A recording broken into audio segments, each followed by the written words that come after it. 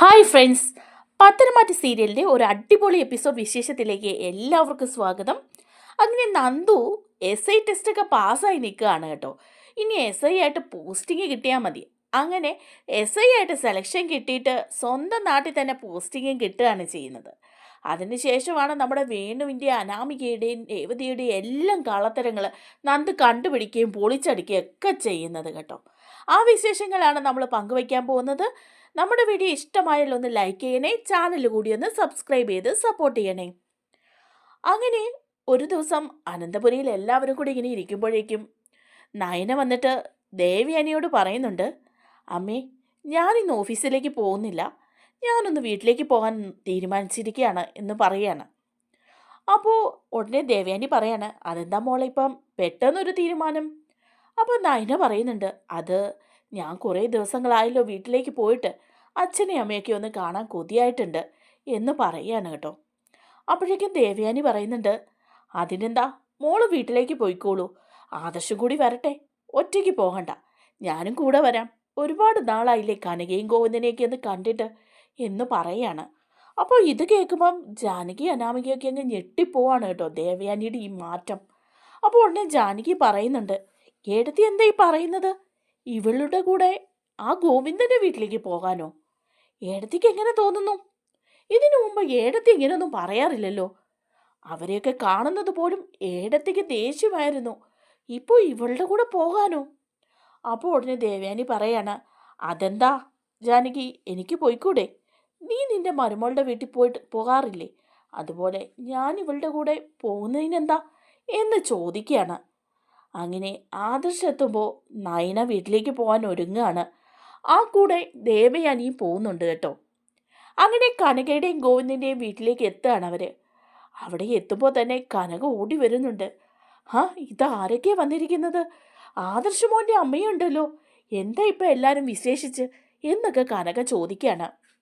അപ്പോൾ ദേവയാനി പറയുന്നുണ്ട്, എന്താ ഞാൻ വന്നതുകൊണ്ടാണോ വിശേഷിച്ചെന്താന്ന് കനക ചോദിക്കുന്നത്? അതല്ല, അങ്ങനെ വരാറില്ലല്ലോ, അതുകൊണ്ടാണ് ചോദിച്ചത്.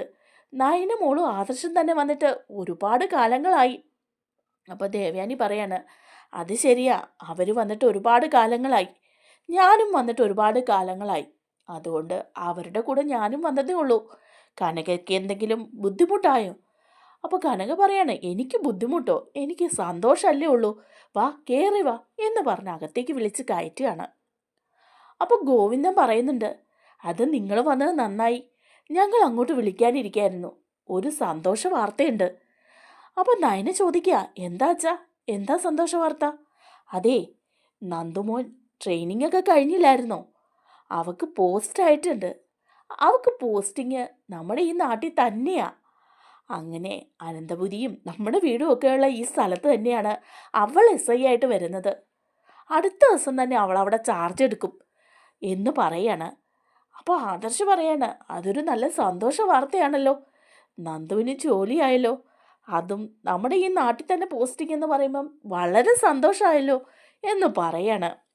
അപ്പോൾ ദേവയാനി പറയാണ്, ആഹാ, നന്ദു ഇനി മുതൽ എസ് ഐ ആണല്ലേ, അപ്പോൾ ഇനി എന്തെങ്കിലും കാര്യമുണ്ടെങ്കിൽ നന്ദുവിനോട് പറഞ്ഞാൽ മതിയായിരിക്കും അല്ലേ എന്നൊക്കെ പറയുമ്പം നന്ദു ഒന്ന് ചിരിക്കുന്നൊക്കെ ഉണ്ട് കേട്ടോ. അങ്ങനെ അതിനൊക്കെ ശേഷം അവർ തിരിച്ച് വീട്ടിലേക്ക് ചെല്ലുമ്പോൾ മുത്തശ്ശനോടും മുത്തശ്ശിയോടുമായിട്ട് നയന പറയുന്നുണ്ട്, മുത്തശ്ശ ഒരു സന്തോഷ വാർത്തയുണ്ട് കേട്ടോ.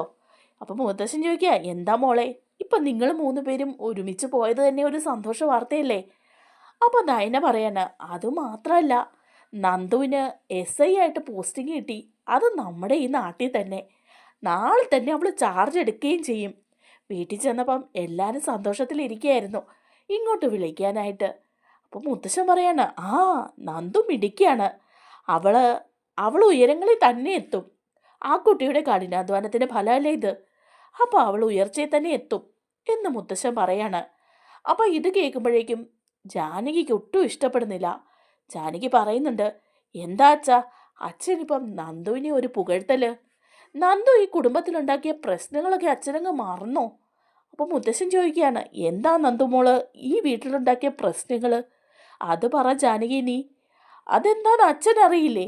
അനിയുമായിട്ടുള്ള അവളുടെ ബന്ധത്തെക്കുറിച്ചും അതുകൊണ്ട് അനാമികയും അനിയും തമ്മിലുള്ള പ്രശ്നങ്ങളെക്കുറിച്ചും ഒന്നും അച്ഛൻ അറിയില്ലേ?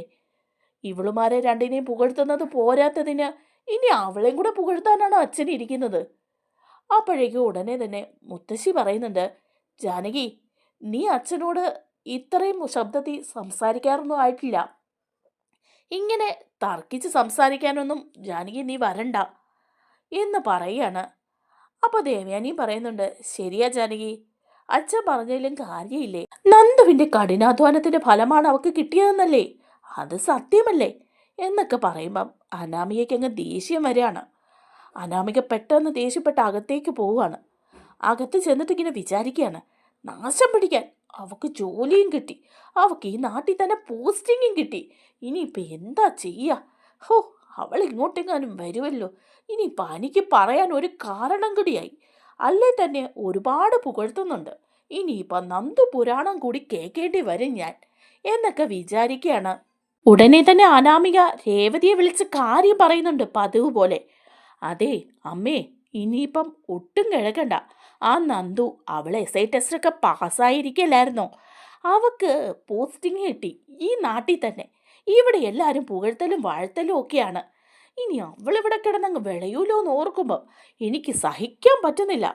അപ്പം രേവതിയും പറയാ, ശരിയാ മോളെ, അവൾക്ക് ഇവിടെ തന്നെ പോസ്റ്റിംഗ് കിട്ടിയത് നമുക്കൊരടിയാണല്ലോ. നമ്മൾ ചെയ്ത കള്ളത്തരങ്ങൾ എന്തെങ്കിലും അവളിനി കണ്ടുപിടിക്കുമോ മോളെ? എന്തെങ്കിലും പ്രശ്നം ഉണ്ടാവോ? അപ്പോഴേക്കും അനാമിക പറയാണ്, അതൊന്നും അറിയില്ല. അവളുമാരല്ലേ ഇനങ്ങൾ, എന്താ ചെയ്യാൻ പോകുന്നതെന്ന് ആർക്കറിയാം? അപ്പം രേവതി പറയാണ്, അന്ന് അവളും അവളുടെ കൂട്ടുകാരും കൂടെ വന്ന് അച്ഛനെ എന്നെയും തല്ലി ചതച്ചിട്ടതിൻ്റെ കേട് ഇതുവരെ തീർന്നില്ല. അവൾക്ക് ഇപ്പം തന്നെ നമ്മളെ സംശയമുണ്ട്. പാലിൽ വിഷം ചേർത്തത് നമ്മളാണെന്ന് ഓൾറെഡി അവൾക്ക് അറിയാം. പിന്നെ ഇനി അച്ഛൻ്റെ കള്ളത്തരങ്ങളും ഫയലുകളും എല്ലാം കാണും ആ മേശപ്പുറത്ത്. ഈ വിവരങ്ങളെല്ലാം അവൾ അറിഞ്ഞു കഴിഞ്ഞാൽ പിന്നെ എന്താ ചെയ്യുക? നമ്മളെങ്ങനെയാ നാട്ടുകാരുടെ മുമ്പിൽ തല ഉയർത്തി നടക്കുന്നത്? അനന്തപുരിയിലേക്ക് എങ്ങനെയാ കയറി ചെല്ലുന്നത്? ഹോ, ഓർക്കാൻ വയ്യ. എന്തായാലും നമുക്കൊരു വല്ലാത്ത കഷ്ടകാലം തന്നെ. അപ്പം അനാമികയും പറയാ, ശരിയാ, എല്ലാം കൂടെ ആലോചിച്ചിട്ട് എനിക്കങ്ങ് വട്ട് പിടിക്കുന്നുണ്ട്. അന്ന് അച്ഛനോട് പറഞ്ഞതാ അവളെ അങ്ങ് തീർത്ത് കളയാൻ. ആ പ്ലാൻ അങ്ങ് പൊട്ടിപ്പോയി. ഇല്ലെങ്കിൽ ഇപ്പം ഇതൊന്നും കാണേണ്ടി വരില്ലായിരുന്നു. നാശം എന്നൊക്കെ പറഞ്ഞ അനാമിക ഫോൺ കട്ട് ചെയ്യാണ് കേട്ടോ. അതിനൊക്കെ ശേഷം നന്ദു ഇങ്ങനെ സ്റ്റേഷനിൽ ചെല്ലാണ്. അങ്ങനെ ഫയലുകളൊക്കെ ഇങ്ങനെ പഠിച്ചുകൊണ്ടിരിക്കുമ്പോഴാണ് കാണുന്നത് ആ വേണുവിൻ്റെ വിശേഷങ്ങളൊക്കെ. വേണുവിനെക്കുറിച്ച് കൂടുതൽ കാര്യങ്ങളൊക്കെ അറിയാണ് കേട്ടോ നന്ദു. തട്ടിപ്പ് വീരനാണെന്നും പണം തട്ടിപ്പ് കേസിലും പണം ഇരട്ടിപ്പ് കേസിലും ഹവാല കേസുകളിലും ഒക്കെ പ്രതിയാണ് വേണുവെന്നും ഒക്കെ അറിയാണ്. അതുപോലെ കുഴൽ പണത്തിൻ്റെ ഇടപാടും. അങ്ങനെ മൊത്തത്തിലൊരു തട്ടിപ്പ് ഫാമിലിയാണ് അനാമികയുടേതെന്ന് മനസ്സിലാകുകയാണ് നന്ദുവിന്. അപ്പോൾ നന്ദു അവരെക്കുറിച്ച് കൂടുതൽ അന്വേഷിക്കുകയാണ് കേട്ടോ. അപ്പോൾ നന്ദുവിന് മനസ്സിലാവുന്നുണ്ട്, അനാമിക അവൾ തന്നെയാണല്ലോ പാലിൽ വിഷം ചേർത്തത്. അത് വേണുവും ദേവതയും കൂടിയാണല്ലോ ചെയ്തത്. അതുപോലെ അനന്തപുരിയിൽ നിന്ന് സ്വർണം മോഷണം പോയതും ഇവരായിരിക്കും ചെയ്തത്. അതുപോലെ തന്നെ പല കള്ളത്തരങ്ങളും പലതും ചെയ്തിട്ടുണ്ട്. അന്ന് എന്നെ തട്ടിക്കൊണ്ടു പോകാൻ ശ്രമിച്ചതും ഈ വേണുവും രേവതിയും അനാമികയും കൂടിയായിരിക്കും. അതുപോലുള്ള ഫ്രോഡുകളല്ലേ അവർ എന്നുള്ള വിവരങ്ങളൊക്കെ അറിയുകയാണ് ചെയ്യുന്നത്. അങ്ങനെ ഇരിക്കുമ്പോഴാണ് കേട്ടോ അനാമികയെക്കുറിച്ച് വേറൊരു വിവരം കൂടി നന്ദു അറിയുന്നത്. അനാമിക ഇതിനു മുമ്പ് വിവാഹം കഴിച്ചിട്ടുണ്ടെന്നും മലേഷ്യയെ വെച്ചിട്ട് ഒരു പണച്ചാക്കിനെയാണ് വിവാഹം കഴിച്ചതെന്നും അയാളുടെ കുറേ പണങ്ങളൊക്കെ അടിച്ചു മാറ്റി നാട്ടിലേക്ക് പോകുന്നതാണെന്നുമൊക്കെ ഒരു വിവരം. അയാളാണെങ്കിൽ നാട്ടിലെത്തി ആ പരാതി ഫയൽ ചെയ്തിട്ടുണ്ട്. ഇവിടെ വന്ന് വേഷം മാറി നടക്കുന്ന അനാമികയെ, പേരുമാറ്റി നടക്കുന്ന അനാമികയെ ആർക്കും പിടികിട്ടാൻ പറ്റുന്നില്ല. ആൾമാറട്ട കേസാണ് വന്നിരിക്കുന്നത്. അവിടെ വേറൊരു പേരിലാണ് അയാളുടെ ഭാര്യയായത്. മാരേജ് സർട്ടിഫിക്കറ്റൊക്കെ സംഘടിപ്പിച്ച് കുറേ പണവും അടിച്ചു മാറ്റിക്കൊണ്ടാണ് അനാമിക പോകുന്നതെന്നുള്ള വിവരം അറിയാണ് കേട്ടോ. അപ്പോൾ ഈ ആൾ അനാമിക തന്നെയാണെന്ന് നന്ദു തിരിച്ചറിയുമ്പോഴേക്കും നന്ദു അനന്തപുരിയിലേക്ക് പോവാണ്. നേരെ ജീപ്പുമായിട്ട് അനന്തപുരിയിൽ എത്തുകയാണ് കേട്ടോ അനാമികയെ അറസ്റ്റ് ചെയ്യാനായിട്ട്. ആ സമയത്ത് അവിടെ അനാമികയും രേവതിയും ഉണ്ട് കേട്ടോ. രേവതി മകളെ നോക്കാനായിട്ട് വന്ന് നിൽക്കുകയാണ്. അപ്പോൾ നന്ദു വരുന്ന കണ്ടുകൊണ്ട് രേവതി പറയുന്നുണ്ട്, മോളെ അവളാണ്ട് യൂണിഫോമിൽ ഇങ്ങോട്ട് വരുന്നുണ്ട് എന്ന് പറയാണ്. അപ്പോൾ അനാമിക പറയുന്നുണ്ട്, എന്തിനാണോ അവളിനി ഇങ്ങോട്ട് വരുന്നത്, എന്ത് പ്രശ്നത്തിനാണോ അറിയില്ല എന്ന് പറയുന്നുണ്ട്. അപ്പോഴേക്കും എല്ലാവരും നിൽക്കുമ്പം നന്ദു കയറി വന്നിട്ട് അനാമികയുടെ കഴുത്തിന് കുത്തി പിടിക്കുകയാണ് കേട്ടോ, എടി എന്നും പറഞ്ഞ്. അപ്പോൾ അനാമിക കുതറി മാറാനും നന്ദുവിനെ തല്ലാനും ഒക്കെ ശ്രമിക്കുന്നുണ്ട്. അപ്പം നന്ദു വളഞ്ഞിട്ട് പിടിക്കുകയാണ്. പിടിച്ചിട്ട് ചോദിക്കുന്നുണ്ട്, എടി നിന്നെ അറസ്റ്റ് ചെയ്യാനാടി ഞാൻ വന്നത്. ഇതിനൊരു അവസരം ഉണ്ടാവുമെന്ന് എനിക്കറിയായിരുന്നു. നീ എന്നോടും എൻ്റെ ചേച്ചിമാരോടും ഒക്കെ ചെയ്ത ക്രൂരതകളൊന്നും ഞാൻ മറന്നിട്ടില്ല.